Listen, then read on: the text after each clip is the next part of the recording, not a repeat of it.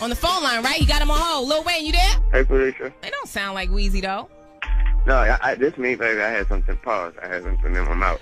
Okay, there we go. There we go. Ladies and gentlemen, Miami, live on the phone. We got Weezy F, baby.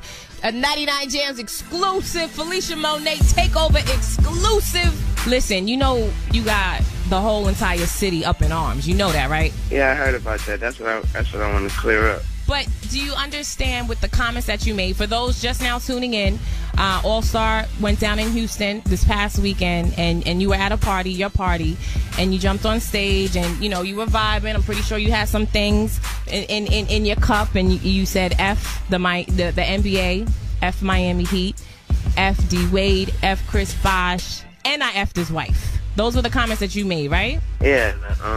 First of all, I ain't even have a cup. Okay. I can't drink. Yeah, I can't drink anything. Actually, I had a little bit too much to think that night. I had too many thoughts. Yeah, I had too many thoughts on my mind that night. But let me start off by saying I don't apologize for that night. I don't apologize for being who I am. That's who I am. This is who I am.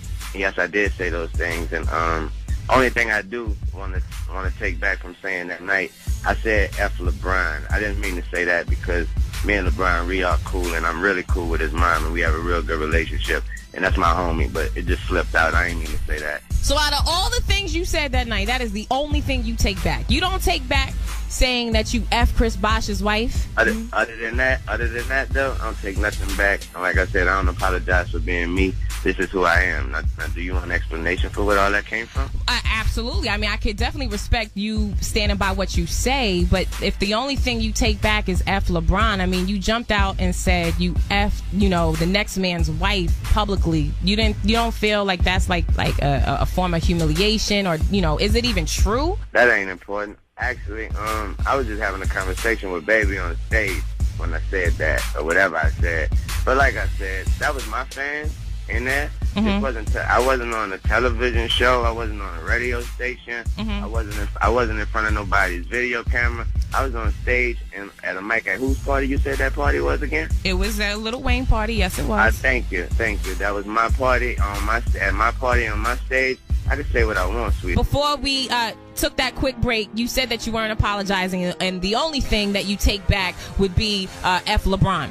Like I said, I'm not apologetic for nothing. Nothing. The only thing I take back is from saying F LeBron, because that's the homie.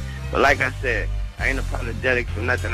For being who I am. I am who I am, and doing what I do is what I do. Mm-hmm. Now, as far as the city of Miami, I do want to apologize for the misunderstanding and whatever has taken place, that everybody thinking that I got something against the city, because that's totally wrong. I mean, these people accepted me with open arms from day one. Right. Since I was a hot boy, so it's just totally sports, y'all. This ain't got nothing to do with the city of Miami. Do you understand? Can you understand? This is my home, though. What'd you say? Can you understand why people in Miami would feel disrespected? I mean, you live here, you party here. I can understand because if they Heat fans, yeah, I can feel the Heat fans feeling disrespected. But as far as just you living in a person in Miami, being from Miami, thinking that I'm disrespecting you, I'm here to say that I'm not, totally not. But I ain't trying to disrespect nobody. I'm just a fan of who I'm a fan of. And like I said. All right, but Lil Wayne, if you're just now tuning in, we do have Lil Wayne on the phone. He is talking about the comments that he made. If you're just now tuning in to 99 Jamz, remember, tweet at 99 Jamz WEDR. But where did all this come from, though? Where is this stemming from, Lil Wayne? Okay, so I was at the Heat game, right? And they were playing the Lakers. I'm a huge Laker fan. Mm-hmm. And so, mind you, I spend $1.5 million a year on those tickets. If you see me, when you see me at that game, don't think I don't get a discount. Nobody hooks me up. I spend $1.5 million a season on those tickets. Okay? Now when I go to these games, the teams that they always playing, there's at least those teams make it a thing to say what's up to me. It don't flatter me or anything. That's just real people being real. Now, I was at the game. And the boy, I'm rooting for my team. I'm saying, go late, whatever. Chris Bosh, you can't hit a shot. D-Wade, stop crying. I'm saying whatever I want to say. I'm a fan of who I'm a fan of.